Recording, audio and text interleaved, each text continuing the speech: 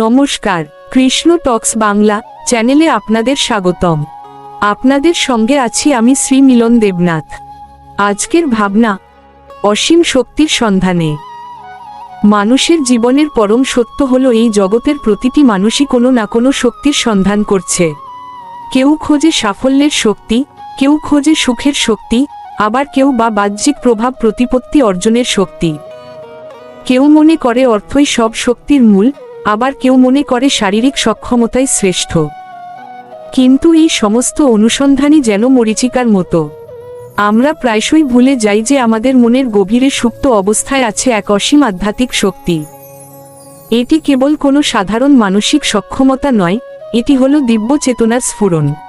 এই শক্তিই আমাদের সমস্ত ভয়, দুঃখ, সংশয় ও পার্থিব সীমাবদ্ধতার ঊর্ধ্বে নিয়ে যেতে সক্ষম। আমরা যখন অস্থিরচিত্তে বাইরের জগতের পেছনে দৌড়াই, তখন আমাদের ভেতরকার সেই অসীম শক্তি ঢাকা পড়ে যায়। শ্রীমদ্ভগবদ্গীতায় ভগবান শ্রীকৃষ্ণ অর্জুনকে উপদেশ দিয়ে বলেছেন, চঞ্চলং হি মন কৃষ্ণ প্রমাথি বলবদ্দৃঢ়ম তোষ্যাহং নিগ্রহং মন্যে বায়ুরিব সুদুষ্কর্ম। এটি শ্রীমদ্ভগবদ্গীতার 6ষ্ঠ অধ্যায়ের 34 নম্বর শ্লোক। এর অর্থ হল, মন অত্যন্ত চঞ্চল, অশান্ত, বলবান এবং সুদৃঢ়। বায়ুকে যেমন রুদ্ধ করা কঠিন, মনকে বশ করা তার চেয়েও বেশি কঠিন। এই অস্থির মনই আমাদের অসীম শক্তির পথে প্রধান বাধা। আমাদের মন যেন এক বন্য ঘোড়ার মতো, যা কেবল ছুটতে চায়। এই ছুটে চলার নেশায় আমরা ভুলে যাই যে আমাদের আসল গন্তব্য কোথায়।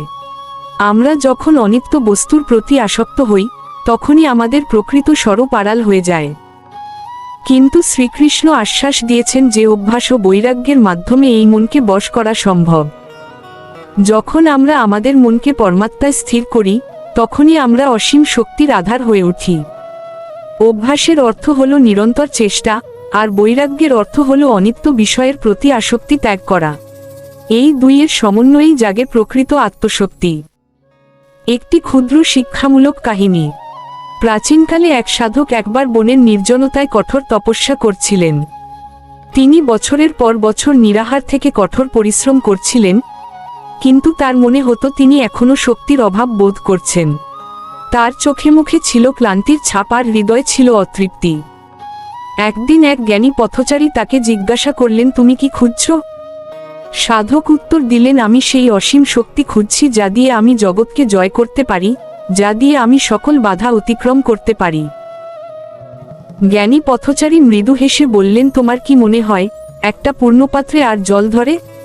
সাধক একটু বিভ্রান্ত হয়ে বললেন, না, পূর্ণ পাত্রে তো আর জল ধরে না। জ্ঞানী উত্তর দিলেন, ঠিক তেমনি তোমার মন যদি জাগতিক দুশ্চিন্তা, ভবিষ্যৎ নিয়ে আশঙ্কা, অতীতে ঘটে যাওয়া গ্লানি এবং অহংকারের ময়লা দিয়ে ভরা থাকে, তবে সেখানে ঐশ্বরিক শক্তির জায়গা কোথায়? তোমার হৃদয়ের পাত্র তো অহেতুক আসক্তিতে পূর্ণ। আগে মনকে খালি করো, তবেই অসীম শক্তি সেখানে প্রবেশ করবে। এই কাহিনী আমাদের শেখায় যে শক্তির অভাব আসলে আমাদের মধ্যে নেই, অভাব আছে সেই শক্তিকে ধারণ করার যোগ্যতার। আমরা আমাদের মনকে সারাক্ষণ অপ্রয়োজনীয় আবর্জনায় পূর্ণ করে রাখি বলেই সেই দিব্য আলোক বা শক্তি আমাদের স্পর্শ করতে পারে না। মন্ত্র ও শাস্ত্রীয় অনুধাবন। কলিযুগে মনকে স্থির করার সবচেয়ে সহজ উপায় হল ভগবানের নাম জপ। উপনিষদে বলা হয়েছে, যমেবৈষ বৃণুতে তেন লভ্য, অর্থাৎ যাকে পরমাত্মা বরণ করেন, সেই কেবল তাকে লাভ করতে পারে। আর সেই বরণ করার উপায় হল নিরন্তর ভক্তি ও নাম কীর্তন। মন্ত্রের শক্তি অপরিসীম। শব্দব্রহ্মের এই শক্তি আমাদের কোষের গভীরে স্পন্দন সৃষ্টি করে।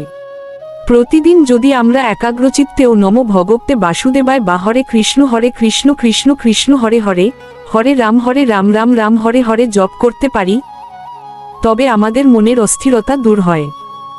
এটি আমাদের নিষ্কাম কর্মের প্রেরণা দেয়। বর্তমান মুহূর্তটিই হল সেই ক্ষেত্র যেখানে আমরা আমাদের কর্মের মাধ্যমে সেই অসীম শক্তির জাগরণ ঘটাতে পারি। যখন আমরা ফলের আশা ত্যাগ করি, তখন আমাদের কাজের মান বেড়ে যায় এবং আমাদের মন অনেক বেশি শান্ত থাকে। এই স্থিরতা থেকেই জন্ম নেয় অসীম শক্তি। ভবিষ্যতের কাল্পনিক ভয় বা অতীতের গ্লানি আমাদের শক্তিকে ক্ষুণ্ণ করে। আমরা অকারণে এমন সব বিষয় নিয়ে ভাবি যা আমাদের নিয়ন্ত্রণে নেই। আজ থেকে দুশ্চিন্তার হাত থেকে বেরিয়ে নিজের ভেতরের সেই অসীম শক্তির ওপর আস্থা রাখুন। মনে রাখবেন, যে মানুষ নিজের মনকে নিয়ন্ত্রণ করতে পারে, সে জগতের যে কোনো প্রতিকূল পরিস্থিতি জয় করার শক্তি রাখে। নিজেকে জানাই হলো শ্রেষ্ঠ শক্তি। আপনি কে? আপনার জীবনের উদ্দেশ্য কি? এই প্রশ্নের উত্তর যখন আপনি নিজের ভেতরে খুঁজে পাবেন, তখনই দেখবেন বাইরের জগৎ আপনার কাছে সহজ মনে হচ্ছে। ভিডিওটি ভালো লাগলে লাইক দেবেন এবং চ্যানেলটি সাবস্ক্রাইব করে আমাদের সঙ্গে থাকবেন।